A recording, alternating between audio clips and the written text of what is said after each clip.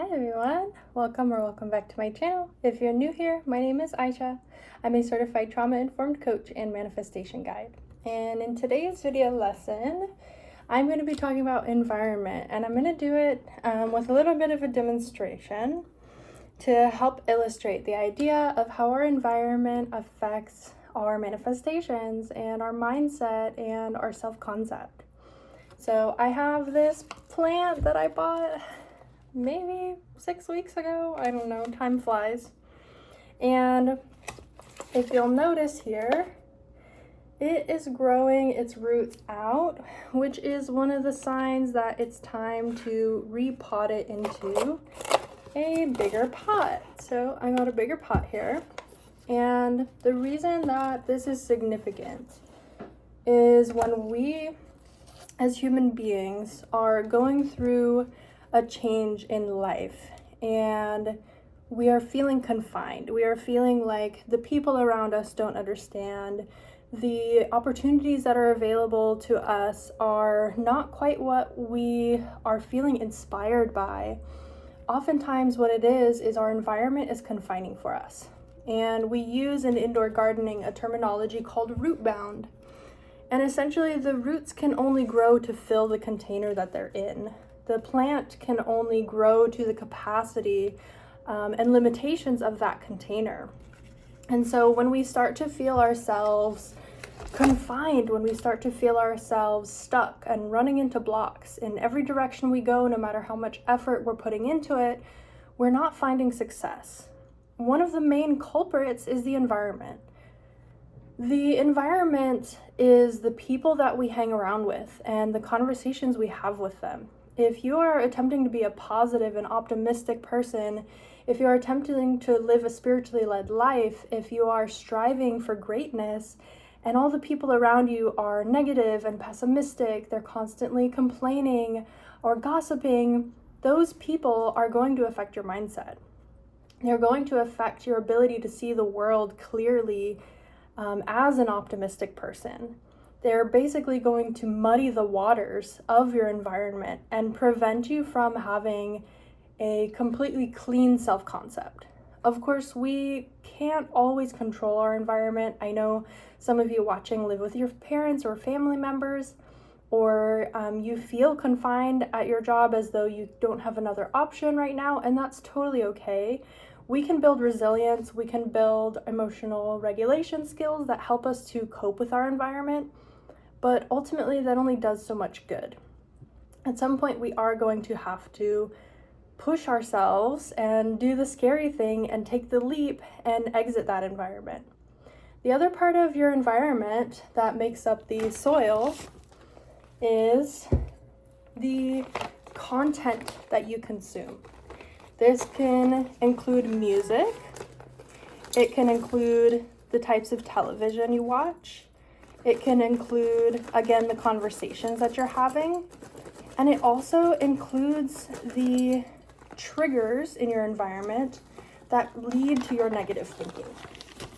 So just like this soil in here is made up of a bunch of different ingredients, there's a bunch of different nutrients in here that support the plant.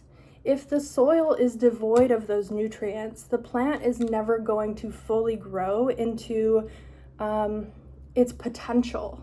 And throughout our life, we have different levels of growth. We go through different phases. We go through different times in our life where we feel small in our environment. We feel like we fit in our environment. And then there comes a point where we outgrow it. And this happens fairly gradually, but sometimes what can happen, and this is actually ironically what happened to one of the other plants I purchased, it's a hanging plant up here. It's called transplant shock. So in the same way that when a plant needs a new environment, it can be damaging to stay in the old environment because the environment is confining for it. It can also be damaging if we jump to a new environment too quickly for us to handle. And the most common type of transplant shock that we experience as human beings is called imposter syndrome. And imposter syndrome is what happens when we feel as though the environment around us or the opportunity that's been granted to us is something that we don't deserve. Most of the time, this is an irrational fear, but occasionally it's because our self-concept is still adjusting to that new environment. And so as you can see, this plant is fairly ready for a new pot. It's not root bound quite yet, but as you can see, the roots will continue to grow to the capacity of the container.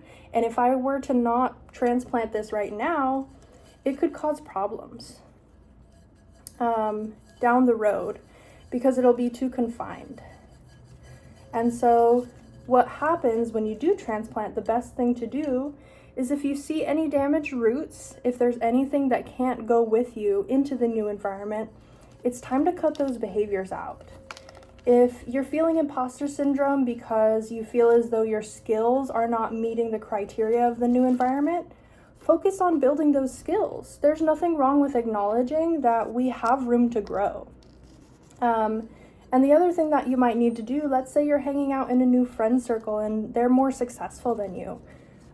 Possibly this is just because of your negative thinking and you need to change your mindset. That negative thinking, the pessimism, the limiting beliefs can't fit in your new environment. They will force you out eventually. They will cause you to feel like you can't fit in because you're not the right person. And so sometimes we need to cut those behaviors out and build new ones, replace them with new ones.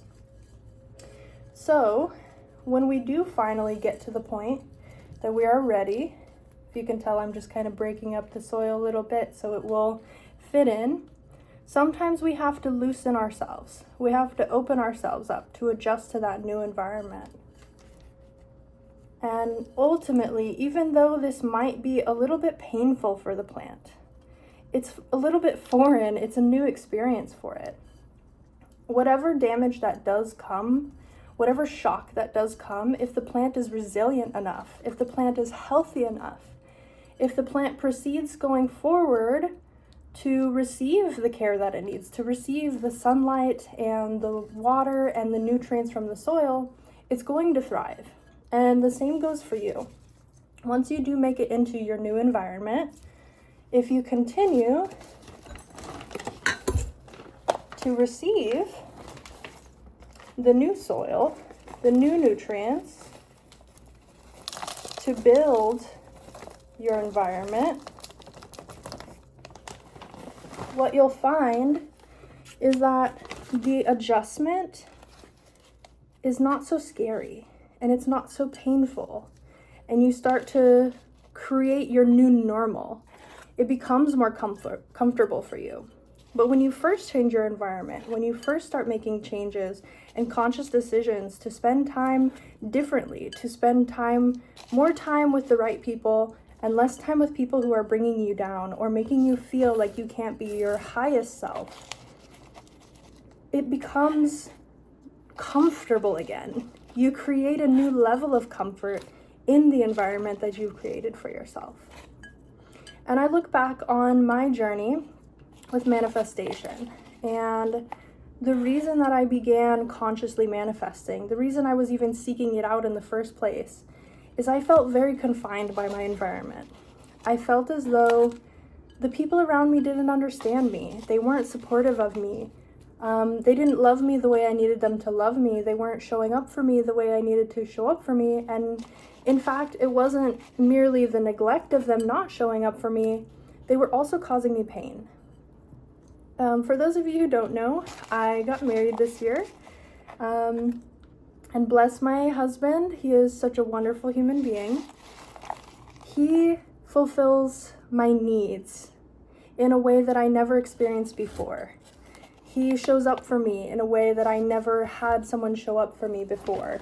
And the only reason I was able to allow that into my life is because I left a toxic environment and I encouraged myself to create a new normal in a bigger environment, in an environment that was richer for me, an environment that promoted my growth. And between the time that I left the old environment and entered the new environment, there was a great deal of discomfort. In that time, I had to change a lot about my self-concept. I had to believe that I was worthy of receiving a healthy love. I had to believe it was possible for me to be married again after my first marriage did not work out. I had to believe that there was a man out there who actually could love me and treat me right and not cause me harm. I had to believe so many new beliefs, and there were many times I wanted to give up. There were so many times it was easier to quit. There were so many times where quitting would have been a very reasonable choice, even, and nobody would have blamed me if I decided to quit and, not continue pushing forward on my journey, whether that was quitting business or quitting my health journey. A lot of times we feel pressured to go as fast as we can and work as hard as we can and make all these changes overnight, and that's not realistic. So if you're feeling like you need to quit, if you're feeling really challenged by upgrading your self-concept, if your belief and your faith is wavering, let yourself feel those feelings. It's completely normal to feel a little bit of trauma, a little bit of confusion, a little bit of doubt on this journey as you're transplanting yourself into a new environment. But you know what?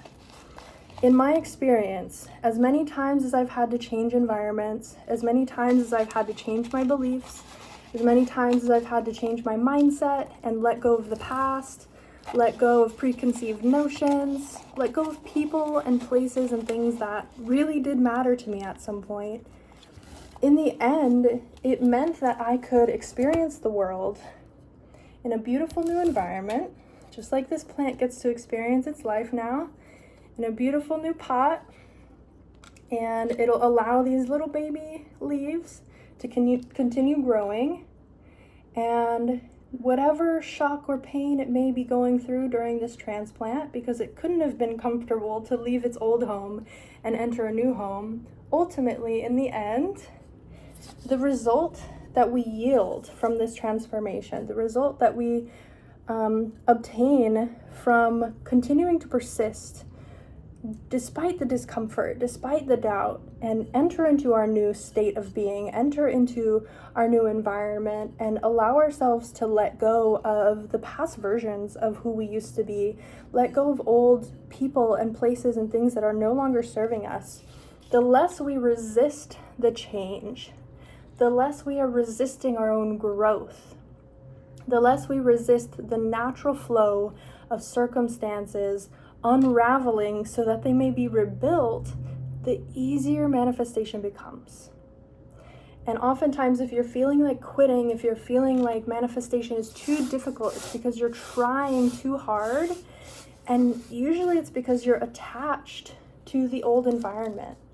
And rather than letting go of the old environment to pave the way for the new, rather than processing the emotions that have tied you, that have bound your roots to that old environment, and breaking loose a little bit, right? Taking the parts of you that no longer fit the version of you you're desiring to become, the more that you ease yourself into that and stop the shaming and stop the criticizing and stop worrying that you're doing it wrong, and just let yourself be who you are, where you are, moment to moment, as the change unfolds, the more peaceful you will find that this transformation is. Conscious manifestation is all about unbecoming who we were in order to become who we are desiring to be. It's not any more or less than that. And if you reflect on your life and all the many versions of yourself that you used to be, I'm positive you will see you have already changed so much in your life. If you are in your 20s, you are no longer the person you were in your teens. And if you're in your 30s, you are no longer the person that you were in your 20s, and so on and so forth. We as human beings are going through natural evolutions.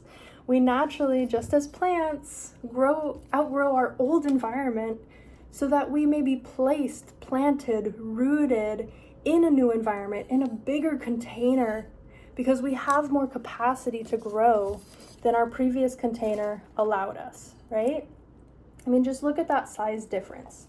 It was so confined in this little pot, and it was so ready to be in this pot. And now that it is in its new home, it can settle again. We go through these waves of discomfort where things are tight, where our circumstances are telling us in so many ways that we don't fit here anymore. This isn't right for us anymore. This isn't feeding us anymore. This isn't the best for us anymore. And we feel that tightness. We feel that pain. We feel that discomfort of, I can't do this anymore. I can't live this way anymore. And those feelings, those emotions that come up of that pain are there to drive you forward. They're there to encourage your growth, to put those desires in your heart to find a bigger environment for you to be in, to find a better pot, a better home, right? And that's a beautiful thing. So thank those emotions. Thank your inner self for communicating that to you. Thank your subconscious for bringing up those fears so that you can conquer them. Thank your fears and doubts for trying to protect you, because that's all they're doing. And acknowledge that if you really want to be happy and you really want to enjoy life, you must grow. It's only when we're stagnant and we're stuck and we're blocked and we're confined that we start to feel depressed and anxious and pain, really, in so many expressions. And if you want to stop feeling that pain and that depression and that sadness and that grief and all of those negative emotions, use that as fuel to put yourself in a better environment. Plant yourself in a bigger garden. Surround yourself by plants and, people, right? Other plants that will help you to grow, that will encourage you to grow. Give yourself the right amount of sunlight and water and nutrient-rich soil. Encourage yourself to grow by putting yourself in the right opportunities. Ask for the doors to be opened for you, and be prepared to walk through them. No matter how painful or uncomfortable change might be, if you really want long-term relief, you have to become comfortable with stepping into that discomfort, doing things even if you're scared, even if you have doubt, and leaning into your faith in yourself, your faith in your higher power, your faith in that the world is always working out for you. And there's going to be moments where you feel like you're going backwards, but sometimes, like a slingshot, you get pulled back, and when it releases, you get thrust forward so quickly that you start to look around with gratitude and you see the bigger picture. Every time I've gone through difficulty in my life where I'm required to change into a different environment, in hindsight, when I look back, when I finally have made the change, when I'm in my new pot, so to speak, and I've been planted in my new garden, I look back and the change makes sense, and the pain makes sense, and whatever I had to let go of, it makes sense. So I intend that this video was encouraging for you and inspiring for you, and you understand that if you feel confined, if you feel like your environment is too small for you, if you feel like you want to give up because the circumstances feel like they're not fitting anymore, it's likely because you're right, they're not fitting anymore, and you need to be prepared to put yourself in a bigger situation, in a bigger environment, in a bigger garden, so that you can thrive. I appreciate everyone for watching. Just so you know, I do have my Manifest Your Marriage or Marriage Material Self-Concept course down below in the description. If you enjoyed this video, drop a like, leave a comment, or subscribe to my channel for more. And I wish you all the best of luck. And I encourage you to find a new environment. And I wish you luck in meeting your new self in your new environment and conquering whatever fears you have to endure to create this change in your life. I'll catch you in the next one. Bye.